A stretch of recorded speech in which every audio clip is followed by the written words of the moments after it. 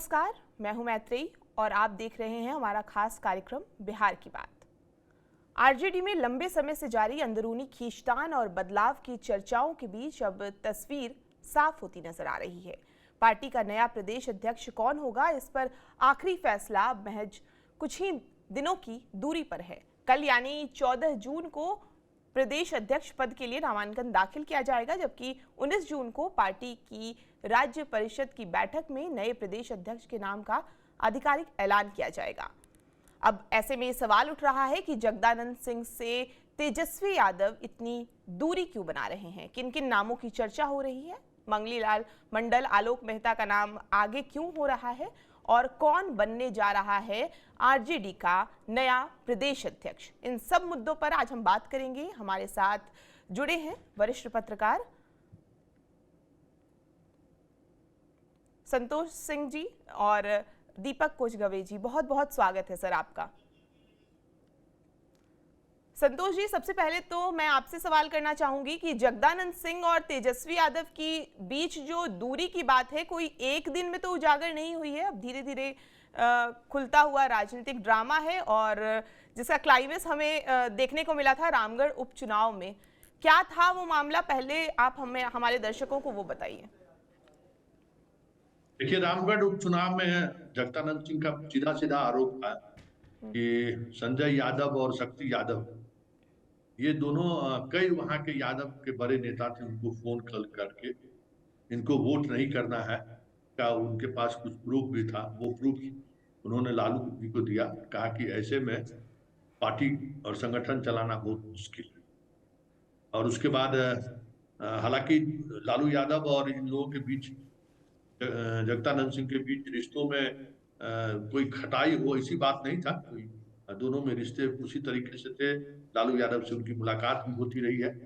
लेकिन अब जगदानंद सिंह उस बात को बहुत ही अलग तरीके से लिया है, उसी का असर है हुआ।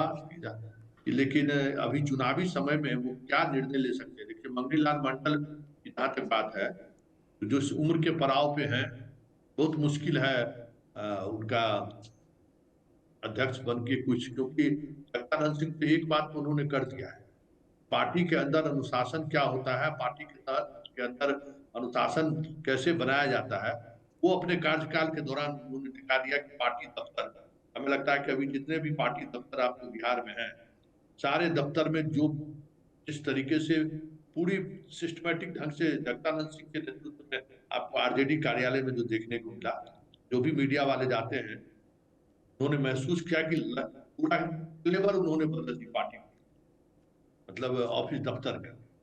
उस तरीके का अनुशासन बनाए रखने वाला दूसरा व्यक्ति इनके पास है भी नहीं, जो जिनसे लोग अदब से पेश आए, क्योंकि जगदानंद सिंह का सीधा सीधा लालू यादव का हाथ ऊपर था। तो वो एक उनकी मजबूती का कारण रहा कि तेज प्रताप जैसा व्यक्ति भी पार्टी दफ्तर जाने से थोड़ा परहेज करता था कि उस तरीके से ना जाए। तो गए तो जो प्रोटोकॉल है, गेट नहीं खुलेगा तो गेट नहीं खुलेगा, तेजस्वी को छोड़कर बाकी किसी का गाड़ी अंदर नहीं आता था, इस तरीके का वो प्रोटोकॉल बना के रखे हुए थे। मतलब अनुशासन, आरजेडी जैसा पार्टी अनुशासन में रहे, पहली बार देखने। अब इनके पास विकल्प या ये जो नाम आपने कहा है, दूसरे नाम के बारे में तो कहा जा रहा है कि वो जदयू के संपर्क में है, कभी भी वो जदयू में जा सकते हैं। कल अगर वो प्रदेश अध्यक्ष नहीं नॉमिनेशन किए, जब तक नॉमिनेशन का डेट है, बड़ा मुश्किल है उनके बारे में कुछ। जी, किनके बारे में आप ये कह रहे हैं, आप आरोप लगा रहे हैं कि वो पाला बदल सकते आरोप हैं? आरोप नहीं लगा रहे हैं, जी। तो हमें जानकारी है अच्छा। कि आलोक मेहता थोड़ा पार्टी में सहज नहीं है। देखिए, पार्टी के अंदर जो सबसे बड़ी समस्या है ना, जिसको हम्म। लेकर पार्टी के अंदर जबरदस्त खींचतान है, वो है संजय यादव। हम्म। तेजस्वी यादव को की सत्ता को हर कोई स्वीकार करने को तैयार है, लेकिन संजय यादव को कोई स्वीकार करने को तैयार नहीं। और तेजस्वी का जो वर्क स्टाइल हो गया है कि कोई भी सीरियस बातचीत भी करने के लिए कोई नेता जाते हैं, कह देते हैं कि संजय यादव से आप बात। इस हम्म। वजह से पूरा पार्टी के अंदर गुस्सा है, और उस गुस्सा में आलोक मेहता भी हैं, क्योंकि आलोक मेहता पार्लियामेंट्री चुनाव में अपने कंस्टिट्यूंसी से चुनाव आए, उजियारपुर से वो चुनाव हार गए थे, जबकि उजियारपुर में उनका वोट और यादव का वोट अगर मिला दिया जाए तो किसी भी परिस्थिति में उनको नहीं आता है। तो वो उनको लग रहा है, और जिस दूसरे सीट पर वो दावा कर रहे हैं हमें वहां वो सीट चाहिए, वो सीट पहले से ही किसी के लिए तेजस्वी ने बुक कर दिया है, और वो उजियारपुर से लड़ना नहीं चाहते हैं, तो फिर एक संकट वो भी है। इसलिए हमें जानकारी यह है कि आलोक मेहता अभी पार्टी के लिए को लेकर सहज नहीं है। अब वैसे अब लालू यादव या तेजस्वी को किस तरीके से मनाते हैं ये देखने वाली बात होगी, लेकिन आलोक मेहता सहज नहीं है, ये हमें जानकारी। और इसका कारण संजय यादव है, जो तेज प्रताप लगातार जयचंद का जिक्र कर रहे थे और कहा जा रहा था कि संजय यादव ही जो हैं उन्हीं के बारे में ये जिक्र हो रहा था। तो आलोक मेहता इस वजह से सहज नहीं महसूस कर रहे हैं, आपका ये कहना है। दीपक कोचगवे जी, जगदानंद सिंह का आरजेडी से पुराना रिश्ता है। 2019 में उन्हें तेजस्वी यादव ने आरजेडी का प्रदेश अध्यक्ष बनाया, लेकिन 2021 के बाद धीरे धीरे उनके बयान और व्यवहार से ये झलकने लगा कि तेजस्वी टीम जो है वो उनसे खुश नहीं है। मीडिया में कई तरह के बयान भी आए और कई बार तेजस्वी को बाजारू राजनीति पर तंज भी उन्होंने कसा। तो क्या लगता है आपको कि अचानक से जगदानंद सिंह ने आरजेडी से इतनी दूरी क्यों बना ली? क्या स्वास्थ्य कारण है या कोई राजनीतिक नाराजगी है? क्योंकि सुधाकर सिंह ने भी कहा था कि जगदानंद सिंह नाराज नहीं है, तो फिर पार्टी के कार्यक्रमों से दूरी का जो है असली कारण वो क्या है? देखिए, जहाँ तक आरजेडी का और जगदानंद और उनके पार्टी के प्रदेश अध्यक्ष के चुनाव का मसला है, देखिए बिहार में एक नई तरह की पॉलिटिक्स शुरू हो गई, युवाओं की पॉलिटिक्स। और युवाओं की पॉलिटिक्स जिस तरह से तेजस्वी यादव हो, चिराग पासवान हो, और जो युवा चेहरे आ रहे हैं, तो लालू प्रसाद यादव ने जिस तरह से तेजस्वी यादव को प्रमोट कर दिया है, और जगता बाबू जो 2020 के चुनाव में प्रदेश अध्यक्ष थे, तो जगता बाबू के नेतृत्व में तो अगर आप मानिए तो उस चुनाव में तेजस्वी यादव मुख्यमंत्री की कुर्सी तक पहुंच चुके थे। और जगता बाबू के बारे में ये कह सकते हैं कि जगता बाबू और लालू प्रसाद यादव, रघुवंश प्रसाद सिंह, और अभी मंगलीलाल मंडल का भी अब नाम लेंगे, रघुवंश प्रसाद सिंह, अब्दुल बारी सिद्दीकी, एक ऐसे लोग हैं जिनकी आत्मा में आरजेडी। मैं ये कह सकता हूँ कि जगता बाबू को अगर आप ये जो चर्चा छिड़ी है कि जगता बाबू नाराज है, जगता बाबू से मेरी बातचीत भी होती है, मैंने बात भी की है। वास्तविक स्थिति ये है, रामगढ़ का चुनाव का इशू अगर जगता बाबू का प्रभाव नहीं होता और प्यार नहीं होता तो उनके लड़के को टिकट नहीं मिलता, चुनाव में वो हार गए। और बेसिकली जगता बाबू उस समय भी लालू प्रसाद यादव की बात मान ली थी, जब तेज प्रताप के साथ आरजेडी के कार्यालय में उनकी बकझक हुई थी, उन्होंने कुछ कहा था, मगर जगता बाबू ने लालू प्रसाद की बात को माना। और हाल में ही आपको याद होगा जब लालू बीमार थे दिल्ली में, तो जगता बाबू मिलने गए थे और दोनों के बीच 1 घंटे की मुलाकात हुई थी। अब यह चेहरा है, जिस तरह से मंगनीलाल मंडल की बात आप कर रहे हैं, मैं मानता हूं कि जगदानंद की कोई नाराजगी नहीं है, और लालू प्रसाद और जगदानंद जरूर लालू कहे होंगे तो जगदानंद ने अपना स्वास्थ्य और उम्र का हवाला भी दिया होगा, पर जगता बाबू किसका स्वास्थ्य भी थोड़ा खराब रहता है, उसमें दो मत नहीं है। और ये जो चुनाव है, इस चुनाव में तेजस्वी को जिस तरह से फ्री हैंड छोड़ दिया गया है, तो मुझे लगता है कि तेजस्वी कभी डिसरिगार्ड नहीं किया उन्होंने जगदानंद सिंह का, हम लोग जहाँ तक जानते हैं, भले चर्चा जो भी हो, और उन्होंने गार्जियन की तरह माना है उनको। अब यह है कि जगता बाबू नहीं आना चाहते हैं, तो अब एक नए सिरे से आरजेडी अपने प्रदेश अध्यक्ष को चुनेगा 19 तारीख को। जिस तरह से आप देख रहे हैं, मंगनीलाल मंडल हैं, मंगनीलाल मंडल भी बहुत पुराने साथी रहे हैं, और 2019 में उन्होंने दामन छोड़ा था इनका, नीतीश कुमार के साथ चले गए थे, फिर वो लौट कर आ गए। तो अब ये जहां तक जगदानंद को हम लोगों ने देखा है, जगदानंद ने आरजेडी के जो का कल्चर था, आरजेडी के ऑफिस के कल्चर को बहुत बदल दिया था। और आप कभी जाएंगे और जो जाते होंगे तो वो जो तरह का जो भाव था लोगों में कि ऐसे होंगे, वहाँ पूरी तरीके से उन्होंने कॉर्पोरेट लुक बना दिया था और डिसिप्लिन बनाया था। रही बात उनके नहीं आने की, अब ये तय है कि जगदानंद सिंह अब दोबारा नहीं आएंगे, ये भी तय है। अब नए अध्यक्ष की बात चल रही है, अब देखिए क्या होता है।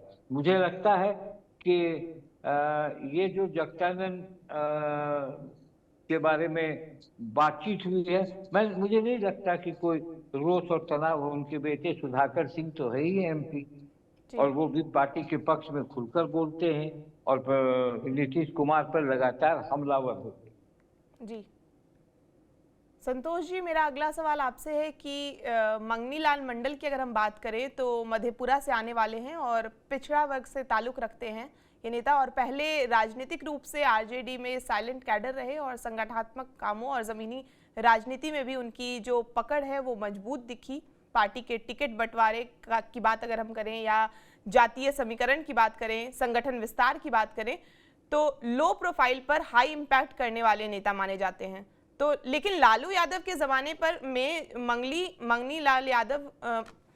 लालू यादव के ज़माने में मंगनी लाल मंडल को बहुत ज़्यादा महत्व नहीं मिला और पार्टी में यादव जाति के नेताओं का क्योंकि उस वक्त वर्चस्व था, और जैसे ही तेजस्वी यादव की लीडरशिप हुई वो पुराने नामों को, जैसे रामचंद्र पूर्वे का नाम आता है, जगदानंद सिंह का नाम आता है या शिवानंद तिवारी का नाम आता है, वो धीरे धीरे दूरी बनाने लगे। तो क्या आपको लगता है कि मंगनी लाल मंडल का नाम अचानक से इतनी चर्चा क्यों हो गई? कैसे वो 2024 लोकसभा के टाइम पे हम लोग देखते हैं कि टिकट बंटवारे के टाइम या संगठन को मजबूती देने के लिए मंगनी लाल मंडल बार बार उनको बुलाया जाता है, और अचानक से उनका नाम इतना चर्चा में क्यों आ गया? प्रदेश अध्यक्ष के नाम की जब चर्चा होती है तो देखिए, एक वो मधेपुरा के नहीं, मधुबनी के रहने वाले हैं। मधुबनी, हाँ जी, मधुबनी जिले के रहने वाले हैं। और देखिए, ये अति पिछड़ा कम्युनिटी से आते हैं, जाति से आते हैं, जिसकी राजनीति नीतीश कुमार करते रहे हैं। उसी राजनीति के तहत वो वहाँ गए भी, मतलब नीतीश कुमार के पास जो वो गए उसकी वजह वही राजनीति रही है। लेकिन आज के तारीख में मंगनी लाल मंडल उस तरीके से प्रभावशाली नहीं है, या उम्र का भी एक तकाजा है। जिस उम्र में है वो, देखिए, प्रदेश अध्यक्ष के रूप में बहुत सक्रिय आदमी की जरूरत है। चुनावी ईयर है, ईयर क्या मतलब, चुनाव अब चंद महीने बाद चुनाव होनी है। ऐसे में एक मजबूत, अच्छा है, मंगनी लाल मंडल के सहारे, मतलब हम लोगों के इलाके में एक धानुक जाति है, धानुक जाति से आते हैं, मतलब पूर्वी का सब कास्ट गई है। तो ये भी नहीं है कि वो उस, अब उनके जमाने की राजनीति में जो लोग थे, अब तीसरे चौथे पीढ़ी के लोग अब राजनीति में, उन पर बहुत ज्यादा पकड़ उनका आज भी नहीं है। उससे कोई बड़ा लाभ तेजस्वी को हो जाए ये जरूरी नहीं है। लेकिन वो वही इलाके हैं, इस इलाके में नीतीश कुमार का सोशल इंजीनियरिंग इतना मजबूत है कि पिछले चुनाव में भी उस किला को वो ध्वस्त नहीं कर पाए, जो अति पिछड़ों का जो ये है। इसलिए हमें लगता है कि मंगनी लाल मंडल का एक चेहरा सामने लाकर अति पिछड़ों को आकर्षित करने की वो कोशिश कर रहे हो। फिर तेजस्वी के चुनाव लड़ने की भी बात हो रही है कि मधुबनी जिला की किसी एक सीट से वो चुनाव लड़ने की बात सोच रहे हैं, ताकि जो पिछड़ों का जो डिवीजन नीतीश कुमार ने अति पिछड़ा और महादलित के रूप में किया, जिसकी लेबोरेटरी समझिए प्रयोगशाला रहा है मधुबनी का इलाका, सुपौल का इलाका, सहरसा का इलाका, एंटी यादव मूवमेंट कराने, समस्तीपुर का इलाका। तो हम वहीं से इस बार खड़े हो सकता है कि ये भी एक रणनीति का हिस्सा हो, मंगनी लाल मंडल को प्रदेश अध्यक्ष बनाकर वहां के धानुक मतदाताओं को साथ जोड़कर हम कुछ कर सके। लेकिन थोड़ा मुश्किल है ये निर्णय, क्योंकि बहुत दिनों से ये एक्टिव राजनीति से भी बाहर है मंगनी लाल। जी जी, डॉक्टर संजय, आपका बहुत बहुत स्वागत है सर हमारे शो पे। आपसे हम अगला सवाल करेंगे क्योंकि संतोष सिंह जी ने बहुत एक बयान दिया कि अब आलोक मेहता जो हैं वो आरजेडी का दामन छोड़कर जेडीयू में जा सकते हैं। उनके पास ये कह रहे क्या बयान नहीं कहिए, मतलब एक जी, इंफॉर्मेशन मेरे पास है। आपके पास एक इन्फॉर्मेशन है कि वो आरजेडी को छोड़कर जेडीयू में जा सकते हैं। और अभी चर्चा जो है वो आरजेडी प्रदेश अध्यक्ष कौन बनेगा, इसकी संभावना क्या है और जातीय और क्षेत्रीय समीकरण क्या है, इस पर बातचीत हो रही है। तो सर मेरा सवाल रहेगा कि मंगली लाल मंडल या आलोक मेहता के बिहार आरजेडी प्रदेश अध्यक्ष बनने की संभावना को जातीय और क्षेत्रीय समीकरणों में कैसे देखा जा रहा है? देखिए, मंगनी लाल मंडल बिल्कुल वो जिस समाज से आते हैं, वो जो धानु समाज जो है बड़ा ही मिलिटेंट कास्ट है। वो जो मुंगेर का इलाका है, चाहे वो मिथिलांचल का इलाका है, उसमें उस जाति का या खास करके भागलपुर के इलाके में उसका एक अपना प्रभाव। स्वाभाविक है कि वो माना तो जाता है कि वो कुर्मी के नजदीक हैं। जैसे मगध और शाहाबाद इस बार लोकसभा के चुनाव में कुशवाहा समाज को आरजेडी ने अपने तरफ जोड़ने की कोशिश की। कुछ टिकटों को देकर के औरंगाबाद में, नवादा में कुशवाहा जाति को उम्मीदवार पर दाव लगाई और मगध और खास करके शाहाबाद में इनकी आवाज नहीं आ रही, निश्चित रूप से उसका लाभ। लेकिन जो उत्तर बिहार का इलाका है और खास करके अगर मंगनी लाल मंडल की बात आप करेंगे तो जो मिथिलांचल का इलाका है, उस इलाके में आरजेडी या इंडिया गठबंधन बहुत कुछ इनका नहीं ये कर पाई, जिसको कहते हैं ना कि वहां अपना प्रभाव नहीं दिखा पाई और एनडीए बड़ा कंफर्टेबल स्थिति में रही। हालांकि कोशिश की गई थी मुंगेर में भी या और जगहों पर भी कि जिस तरह के उम्मीदवार दे करके और एक चुनौती देने की। मंगनी लाल मंडल बिल्कुल मैं सहमत हूं कि उम्र के जिस पड़ाव पर है, कभी कभी पार्टियां ठीक है सिंबॉलिक तरीके से उसका लाभ ले ले, वो अलग बात है। लेकिन अब मंगनी लाल मंडल उम्र के जिस पड़ाव में है, मैं नहीं मानता हूं कि बतौर प्रदेश अध्यक्ष उनकी सक्रियता इस तरह की हो जाएगी कि वो पूरे बिहार में जो लवकुश समीकरण है या जो अति पिछड़ा समाज है उसके अंदर में एक प्रभाव बना देंगे कि देखिए हमें कैसे फिर से आरजेडी ने प्रदेश अध्यक्ष बना करके सम्मान दिया। चूंकि आरजेडी में जब राष्ट्रीय अध्यक्ष पटना में ही रहते हैं, जहां सारे निर्णय लेने के लिए उन्होंने तेजस्वी जी को अधिकृत कर दिया, वैसी स्थिति में मंगनी लाल मंडल बहुत आमूलचूल परिवर्तन कर देंगे या कोई परिणाम दे देंगे। हाँ ठीक है, पार्टी का संविधान है और उस संविधान के तहत प्रतीकात्मक तौर पर ही प्रदेश अध्यक्ष की जिम्मेवारी तो किन्हीं न किन्हीं को देनी ही पड़ेगी। जगता बाबू डिसिप्लिन के मामले में बड़ा कड़े थे, वो किसी की बात नहीं मानते थे। लालू प्रसाद जी भी कई बार उनको ये छूट दे रखी थी कि हाँ आप पार्टी को सिस्टमेटिक तरीके से, डिसिप्लिन तरीके से चलाइए, मैं इसके लिए आपको इजाजत देता हूँ। और बीच में जो कभी कभी जिस तरह से वो असहज हो जाते थे, इतने नाराज हो जाते थे कि वो दफ्तर जाना बंद कर देते थे, शायद मंगनी लाल मंडल उस तेवर में तो नहीं ही चला पाएंगे। एक जातीय समीकरण का एक जरूर हो सकता है, आरजेडी मैसेज दे सकती है और खास करके उत्तर बिहार के इलाके में, मिथिलांचल के इलाके में। ये देखिए मंगनी लाल मंडल को एक हमने बड़ी जिम्मेवारी दी, प्रदेश अध्यक्ष बनाया और चुनाव में भुनाया जा सकता है। मैं तो यही कहूंगा कि इनको भुनाया जा सकता है। ये देखिए उसी समाज के लोगों को मैंने एक बड़ी जिम्मेवारी दी है संगठन। रह गई बात कि वो चुनाव लड़े, बिल्कुल लड़ना चाहिए। वो पहले भी जेडीयू से जब उन्होंने दूरी बनाई थी उस समय भी उनकी इच्छा चुनाव लड़ने की थी, झंझारपुर से वो चाहते थे टिकट, लेकिन जेडीयू ने उनको न देकर के रामप्रीत मंडल पर दाव लगाई थी और नाराजगी इतनी बढ़ गई थी, दूरियां इतनी बढ़ गई थी कि बाद में उन्होंने दल ही बदल दिया। देखते हैं अगर मंगनी लाल मंडल पर मुहर लगती है तो पार्टी को कितना फायदा होता है ये तो वक्त बताएगा, लेकिन जीवन के जिस या उम्र के जिस पड़ाव पर हैं उनकी सक्रियता पर तो एक प्रश्न चिन्ह। जी दीपक सर, आप ये बताइए कि बिहार में ओबीसी और कुशवाहा वोट बैंक की भूमिका और प्रभाव पार्टी के उम्मीदवार चयन प्रक्रिया और चुनावी रणनीति में किस तरह दिख रही है, क्योंकि आलोक आलोक मेहता का नाम सामने आ रहा है अगर, तो कुशवाहा वोट बैंक को जरूर साधने की कोशिश की जा रही है। देखिए, पिछले चुनाव जो लोकसभा का चुनाव हुआ था, तो तेजस्वी यादव ने कुशवाहा समाज पर एक प्रभाव डालने की कोशिश की थी और जिसका परिणाम था औरंगाबाद की सीट। तो उस समय से कुशवाहा वोट को लेकर लगातार पार्टी में कुछ लोगों को टिकट देने की भी बात है। और जहाँ तक इनको विश्वास है कि कुशवाहा वोट बैंक में सेंधमारी की जा सकती है, तो एक सेंधमारी तो उन्होंने लोकसभा की सीट में की, जिसमें आपने देखा। अब सवाल है विधानसभा के चुनाव में एनडीए के पास कुशवाहा के चेहरे हैं, उपेंद्र कुशवाहा हैं, सम्राट चौधरी हैं और भी एक आध लोग हैं। तो इनको टक्कर देने के लिए आलोक मेहता कुशवाहा समाज से आते हैं। देखिए, अब मैं आपको एक चीज बताता हूँ, मंगनी लाल मंडल तेजस्वी की चॉइस नहीं है। मंगनी लाल मंडल लालू प्रसाद की चॉइस है।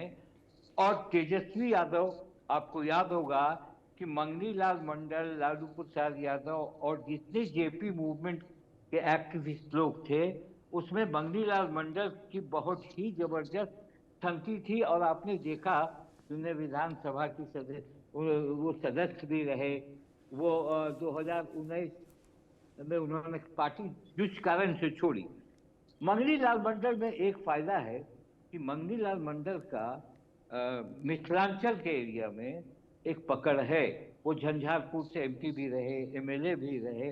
और जहां तक आपको, जैसे दरभंगा, उस एरिया में 41 सीट है, 41 सीट कहाँ कहाँ, दरभंगा, मधुबनी, मुजफ्फरपुर और समस्तीपुर, जहां इनका प्रभाव है। और अभी पिछले जो चुनाव हुआ था उसमें 13 सीटों पर महागठबंधन की जीत हुई थी, जिसमें 11 सीट आरजेडी के पास, एक कांग्रेस मुजफ्फरपुर से और एक सीपीआई एम एक जीती थी। तो लालू ने अपने अनुभव को ये देखते हुए कि उस एरिया में और सीट बढ़ाई जाए, तो मंगनी लाल मंडल अति पिछड़े समाज को के बड़े नेता माने जाते हैं, तो उनको लालू प्रसाद की चॉइस है। तेजस्वी यादव की चॉइस है आलोक मेहता, ये मैं जान रहा हूं, क्योंकि तेजस्वी यादव चाहते हैं कि ऐसा प्रदेश अध्यक्ष हो जो मूवमेंट करे, जो ये करे, गतिशील हो और उसको उम्र का असर न दिखे। आपको मैं बार बार कह रहा हूं, सबको मैं कहता हूं कि आज की तारीख में युवाओं का एक बोलबाला बिहार में है, तो आलोक मेहता का नाम है। वैसे आलोक मेहता को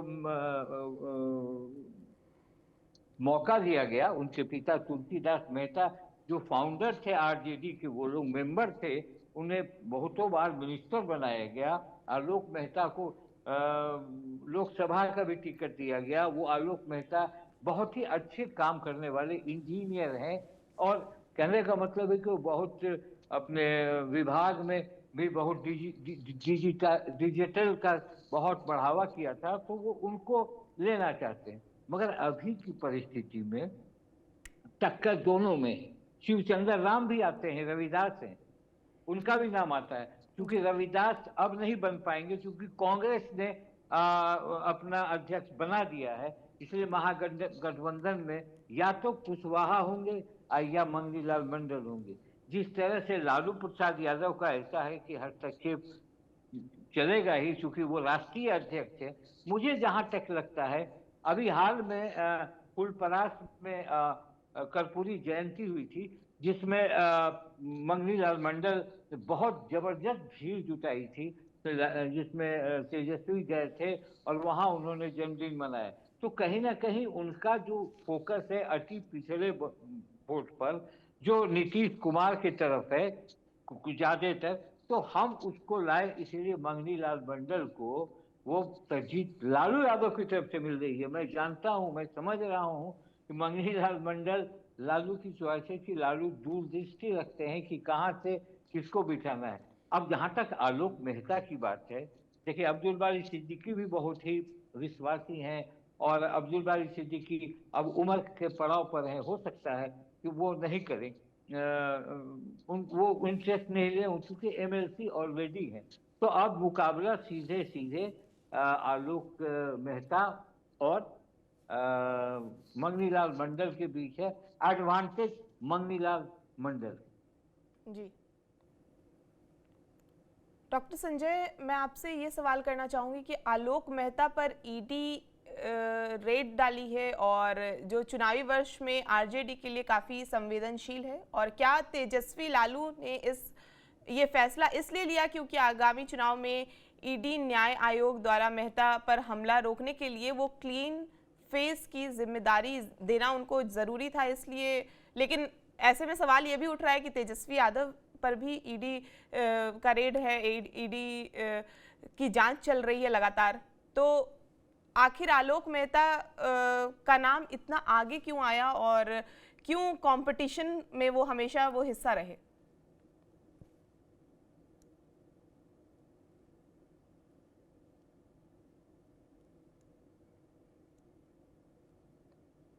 संजय सर, आपसे ये सवाल है।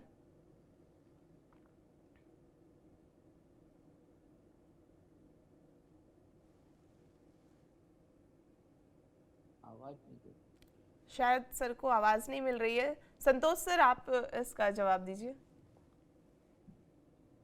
देखिए, मेरे पास जो इंफॉर्मेशन है वो इंफॉर्मेशन तो यही है कि अब बहुत मुश्किल है, हाँ। क्योंकि ये इंफॉर्मेशन बहुत सतही इंफॉर्मेशन नहीं, बहुत कंक्रीट इंफॉर्मेशन मेरे पास है।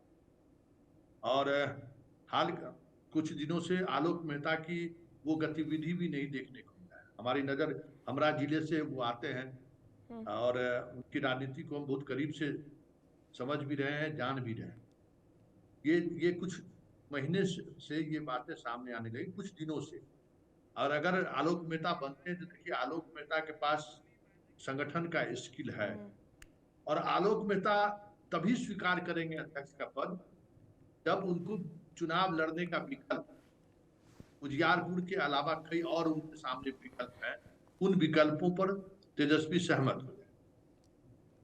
और वो सहमत होना तेजस्वी के लिए और इसलिए मुश्किल है कि वो महनार सीट चाहते हैं, जहां से रामा सिंह की पत्नी पहले विधायक, मतलब अभी विधायक है, जो इनको छोड़ के चले गए। वहां कोई रविंदर सिंह है जिसको टिकट देना चाहते हैं वो। और वो जो कास्ट समीकरण है, उस समीकरण को मतलब वैशाली से चुनाव लड़ते हैं वो भी, मतलब राघोपुर से, उनको भी राजपूत का वोट चाहिए। राजपूत अगर वोट नहीं किया तो फिर तेजस्वी के लिए मुश्किल होगा राघोपुर जीतना। और इसलिए वो इंजीनियर है, शायद इंजीनियर रविंद्र है या क्या है, रविंदर सिंह है, उसको वो टिकट देना चाहते हैं। ये बड़ा अजीब तरीके की स्थिति बन गई है। आलोक मेहता वहां जाए तो उनके लिए तेजस्वी को खुद राघोपुर से मैदान से हटना पड़ेगा, क्योंकि जो वोटिंग समीकरण है, उस समीकरण में अगर राजपूत वोट को तोड़ने में तेजस्वी कामयाब नहीं हुए तो राघोपुर सीट जैसे राबड़ी देवी हारी, वैसे ये भी चुनाव हार, तो वहां से राघोपुर सीट बहुत मुश्किल है, हो जाएगा निकाल। इस बात को वो समझ रहे हैं। तो ये देखना अब दिलचस्प होगा कि तेजस्वी निर्णय क्या ले। हमारी भी नजर इस पर है कि भाई आलोक मेहता से हमारी हालांकि 2-3 दिनों से बात नहीं हुई, हम कोशिश कर रहे हैं कि भाई नाराजगी की जो खबर है कि वो खबर सही है या क्या है। लेकिन कल तो क्लियर नॉमिनेशन अगर हुआ तो सामने आ ही जाएंगे कि कौन किसको कहां से कैसे क्या करना चाह रहे हैं, लालू जी और तेजस्वी। डॉक्टर संजय, आपको मेरी आवाज अभी मिल रही है? जी जी, मिल रही है सर। तो क्या आरजेडी आलोक मेहता का नाम, वैसे तो सर के पास, संतोष सर के पास इंफॉर्मेशन है कि वो जेडीयू में जा रहे हैं, तो क्या आरजेडी अगर आलोक मेहता को उतारती है, अगर कल नामांकन होता है, तो क्या ईबीसी चेहरा बनकर वो बीजेपी के सम्राट चौधरी को जवाब देना चाहती है आरजेडी, या प्रदेश अध्यक्ष बनाकर उपेंद्र कुशवाहा के संभावित आने की जो संभावना है वो खत्म करेगी? देखिए, जब तक कोई राजनेता कहीं शामिल नहीं हो जाते हैं तब तक उनके बारे में अधिकृत तौर पर कुछ नहीं कहा जा सकता है कि कौन सी जिम्मेवारी उनको दी जाएगी और किसके पैरेलल वो खड़े किए जाएंगे। हाँ, अगर वो जाते हैं जेडीयू में तो स्वाभाविक है कि जेडीयू तो पहले से ही अपने को लौकुश समीकरण का एक बहुत बड़ा चैंपियन मानती है। आलोक मेहता की भी एक अपनी स्वीकारिता है पूरे बिहार में। हालांकि नाराजगी जिस स्तर पर भी हो, लेकिन कोशिश करेगी आरजेडी उन्हें मनाने की कि वो पार्टी न छोड़े। लेकिन अगर उन्होंने मन बना लिया होगा तो जा सकते हैं जेडीयू में। लेकिन उपेंद्र कुशवाहा हो या उमेश कुशवाहा जो उनके प्रदेश अध्यक्ष हैं, तो उस कड़ी में आलोक मेहता भी एक बड़े नाम होंगे और ताकत बढ़ेगी। और कभी-कभी जब कोई वैसे चेहरे जो स्थापित होते हैं, जब वो दूसरी पार्टी में जाते हैं, तो इसका पार्टी को घाटा होता है। उस समाज को भी एक मैसेज जाता है। क्योंकि वास्तविकता तो यही है ना कि बिहार में जो चुनाव है, वह मुद्दे पर तो होता नहीं है। यहाँ पर जातीय गुना भाग और जाति में भी जो जाति के छत्रप होते हैं, जाति के जो बड़े चेहरे होते हैं, उनको भुनाती है पार्टी कि देखिए ये हमारे साथ आ गए, कभी वहां थे लेकिन वहां सम्मान नहीं मिला, और फिर मंच से उनका इस्तेमाल करती है पार्टी में। तो आलोक मेहता अगर जेडीयू में आते हैं, स्वाभाविक रूप से जेडीयू को इसका बड़ा फायदा मिलेगा। देखिए, उपेंद्र कुशवाहा की जहां तक बात है, उपेंद्र कुशवाहा एक स्थापित नेता है। वो अपने समाज में उनकी स्वीकारिती है। ठीक है, आलोक मेहता वहां चले आए, उमेश कुशवाहा प्रदेश अध्यक्ष हो गए, या और भी कई लोग हैं जो कुशवाहा समाज के वहां हैं। लेकिन उपेंद्र कुशवाहा ने अपने तरीके से बिहार की जमीन को अपने समाज में एक तरह से जगह बनाई है। और उपेंद्र कुशवाहा, ठीक है, वो चुनाव जीत जाए, चुनाव हार जाए, लेकिन उपेंद्र कुशवाहा के बारे में एक संजीदा राजनेता के तौर पर उनके समाज में एक छवि है। और पूरे बिहार में उत्तर हो दक्षिण हो, सब जगह उपेंद्र कुशवाहा को लोग एक सम्मान देते हैं। आलोक मेहता आएंगे तो निश्चित रूप से जेडीयू की ताकत बढ़ेगी। और आरजेडी का जो माई से माइक हम लोग बोलते थे लोकसभा चुनाव के समय कि अभी इनका विस्तार हो रहा है, अभी अंबाई तक ये नहीं रह गए, के भी जुड़ गया है, कुशवाहा भी आ गए, तो आलोक मेहता अगर उधर से इधर आ जाते हैं तो एक झटका होगा कि भाई ठीक है, कुछ कुशवाहा को तो हम अपने यहाँ जोड़ा, लेकिन एक बड़े कुशवाहा के चेहरा आलोक मेहता जो हमारे यहाँ थे, वो दूसरे दल में चले गए। और मगनीलाल मंडल के बारे में फिर मैं कह रहा हूँ कि 1948 में देख रहा था उनका डेट ऑफ बर्थ। अब 77-78 साल की उम्र में वो कितनी सक्रियता दिखाएंगे, कितना वो कर पाएंगे, वो तो वही ज्यादा ये कर पाएंगे। लेकिन अगर आलोक मेहता की नाराजगी को नहीं दूर कर पाई होगी आरजेडी, तभी वो जाने के लिए दूसरे दल में तैयार हैं। और मगनीलाल मंडल को ये जिम्मेवारी देने के लिए पार्टी तैयार हो गई है कि एक मैसेज चला जाएगा पूरे धानुक समाज में। और फिर मैं कह रहा हूँ कि वो जो धानुक समाज है, वो बड़ा लड़ने भिड़ने वाला समाज, ऐसा नहीं है कि वो समाज को हम लोग कमजोर मान करके चले, बड़ा मजबूत समाज है। अब देखते हैं मगनीलाल मंडल उस समाज को कितना झकझोर पाते हैं, या उत्तर बिहार में खास करके मिथिलांचल में जो अभी 40-42 सीटों की बात की जा रही थी, उस सीटों पर भी ये कितना प्रभाव डाल पाते हैं, ये तो वक्त बताएगा। लेकिन हाँ, आलोक मेहता अगर दल बदलते हैं और अगर वो जेडीयू का दामन थामते हैं, इसका घाटा तो इंडिया गठबंधन को जरूर होगा। वो परसेंटेज क्या होगा मैं नहीं कह सकता हूं, लेकिन घाटा होगा, क्योंकि एक स्थापित नाम है, स्थापित चेहरे हैं आलोक मेहता। और आलोक मेहता फिर अपने तरीके से अपने समाज को जब कनेक्ट करेंगे, एड्रेस करेंगे, आरजेडी की कमियां गिनाएंगे, क्यों वो पार्टी छोड़ करके उनको यहाँ आना पड़ा, इतने लंबे दिनों तक उस पार्टी में रहने के बाद, तो निश्चित रूप से आरजेडी के ही कमजोर पक्ष को ही तो मंच से खोलेंगे, उसके पत्ते बताएंगे, और इसके फायदे जेडीयू को निश्चित रूप से मिले। जी दीपक सर, आपसे सवाल है कि आरजेडी ने 2015 में 18.4% के लगभग वोट शेयर था उनका, और 2020 में ये 23% रहा, लेकिन सीटों में गिरावट आई लगातार। 2015 में 80 और 2020 में सिर्फ उनके पास 75 सीट रही।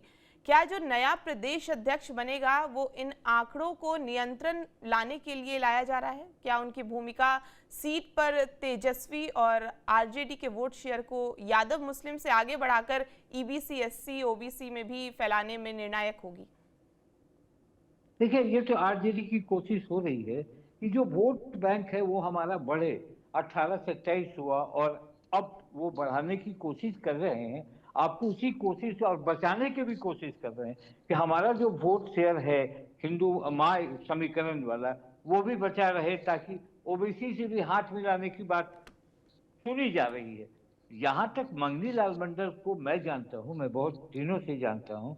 ठीक है, मंगनी लाल मंडल उम्र दराज हो गए, मगर मंगनी लाल मंडल झंझारपुर और मधुबनी और मिथिलांचल के इलाका में कुछ न कुछ वोट परसेंटेज बढ़ाएंगे।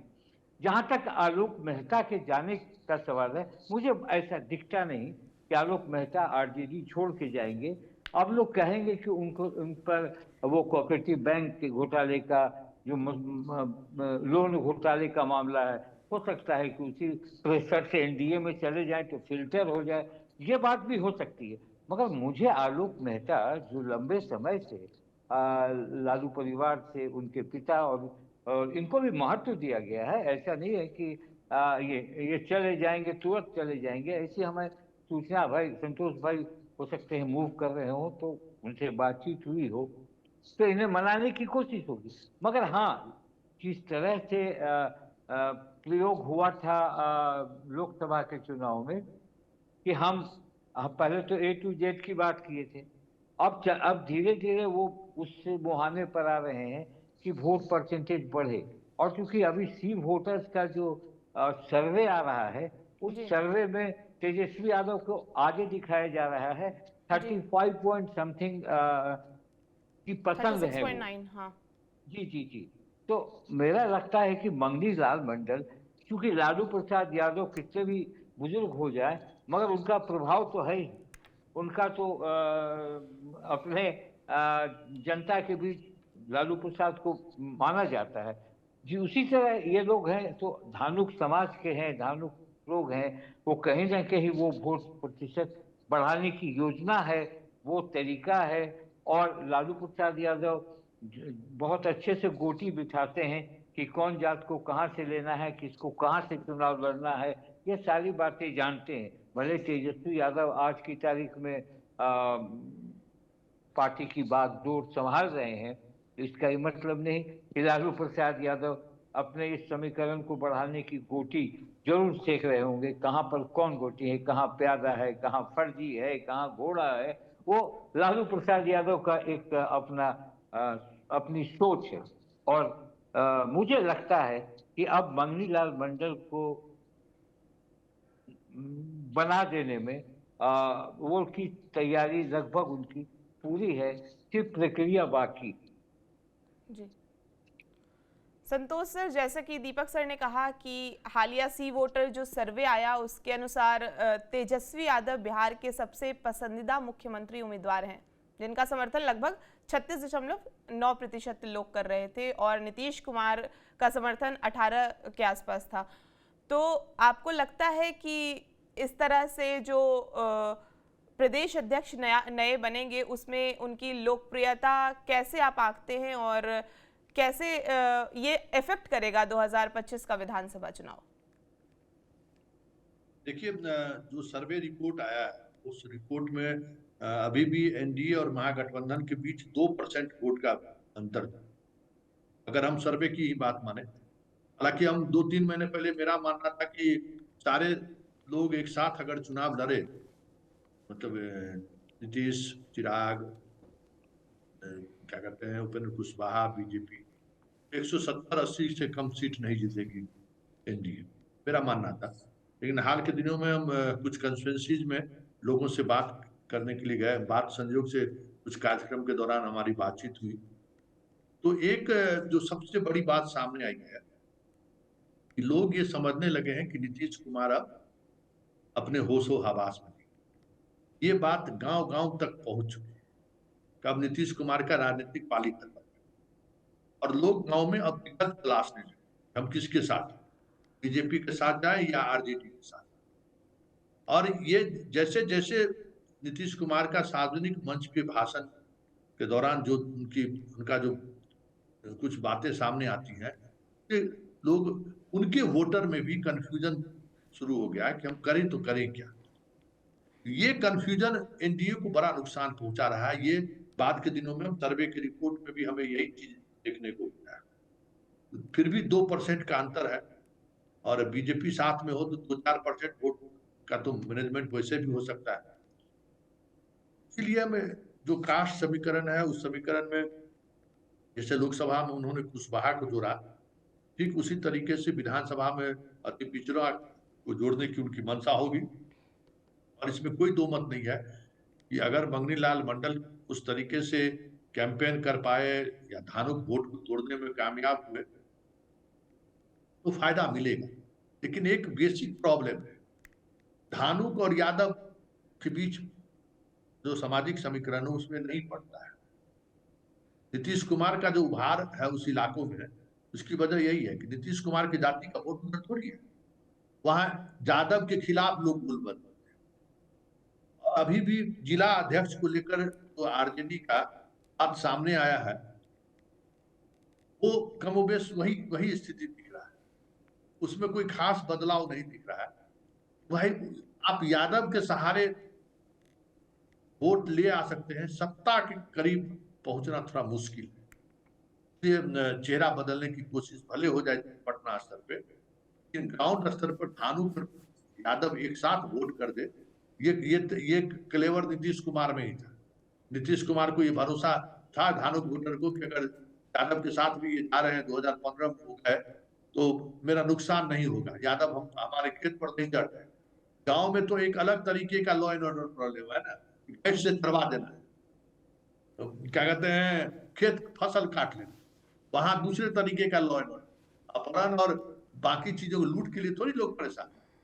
आरी हम लोग या मेयर कहा जाता है, पता नहीं आप कहाँ की रहने वाली है, हम लोगों को आरी कहा जाता है, आरी तोड़ देता है, लड़ाई उस बात को लेकर होती है।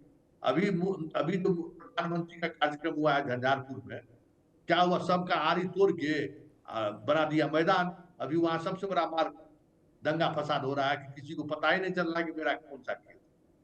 तो यहाँ लड़ाई क्योंकि अभी भी खेतिहर समाज है बिहार में सबसे ज्यादा, उस स्तर पर मंगनी लाल मंडल को बनाकर जो इमेज लालू यादव बनाना चाहते हैं ना, जमीनी स्तर पर बहुत मुश्किल है ये धानुक और यादव एक साथ।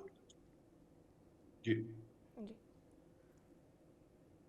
डॉक्टर संजय, मेरा आखिरी सवाल आपसे है कि तेजस्वी यादव जैसे युवा और करिश्माई नेता की लोकप्रियता आरजेडी और महागठबंधन की चुनावी संभावनाओं को कैसे प्रभावित कर रही है, और जिस तरह से वो जगदानंद सिंह को और तमाम जो बड़े नेता हैं जो लालू प्रसाद के करीबी रहे हैं उनको वो अलग कर रहे हैं, इस हिसाब से उनकी जो रणनीति है वो क्या असर डालेगी?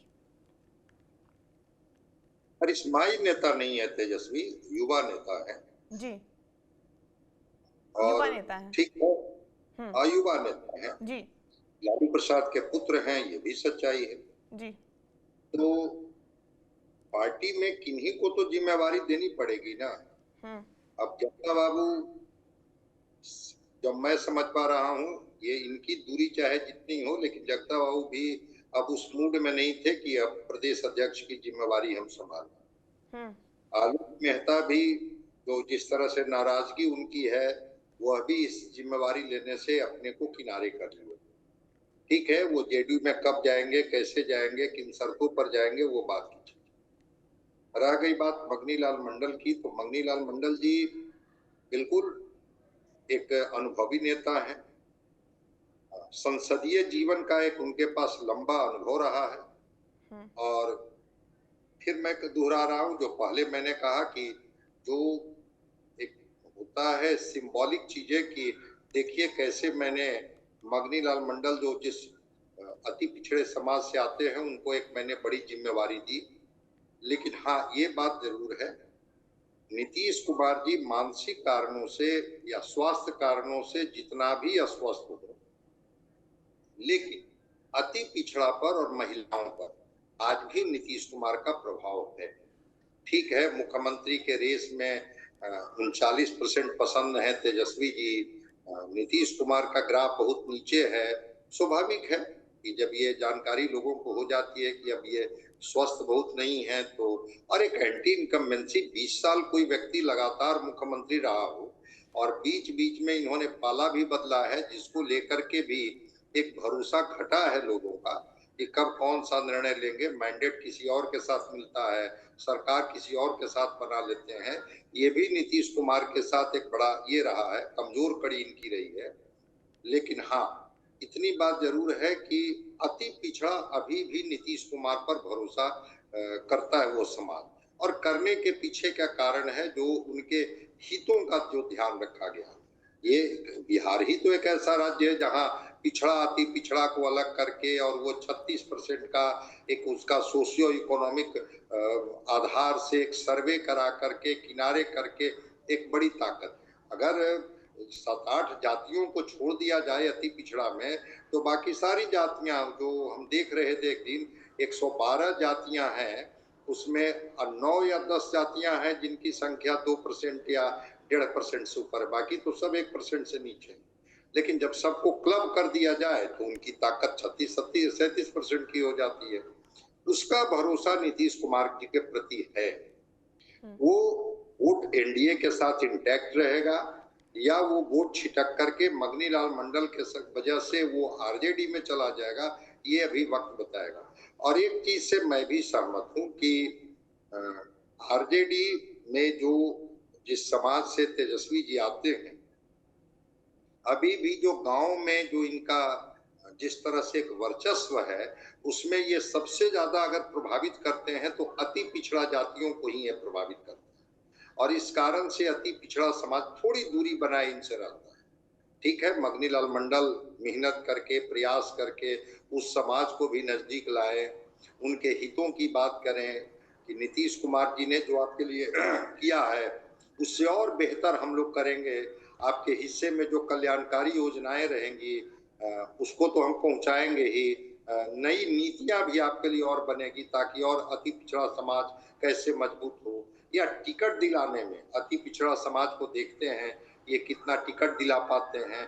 कई फैक्टर हैं जिसकी वजह से वो समाज हो सकता है कि नीतीश कुमार जी से थोड़ा छिटक करके और यहाँ पर आ जाए, क्योंकि ये तो सच्चाई है कि नीतीश कुमार जी के बारे में और नीतीश जी के स्वास्थ्य कारणों को लेकर के एनडीए चाहे जितना दावा कर ले, चुनाव तो उन्हीं के नेतृत्व में लड़ा जाएगा, लेकिन और आगे बिहार की जिम्मेवारी वो संभाल पाएंगे नहीं संभाल पाएंगे। अगर एनडीए कंफर्टेबल मेजॉरिटी में आ भी जाती है तो एक डाउट तो है, लेकिन अति पिछड़ा समाज नीतीश कुमार के प्रति एक भावनात्मक तौर पर जुड़ा हुआ है, चाहे वो सुरक्षा का सवाल हो, चाहे कल्याणकारी योजनाओं का सवाल हो, चाहे अति पिछड़े की भागीदारी का सवाल हो। वो समाज नीतीश कुमार जी के साथ खड़ा रहा है, और वो तो अभी हम लोगों ने बिहार लोकसभा चुनाव में देखा।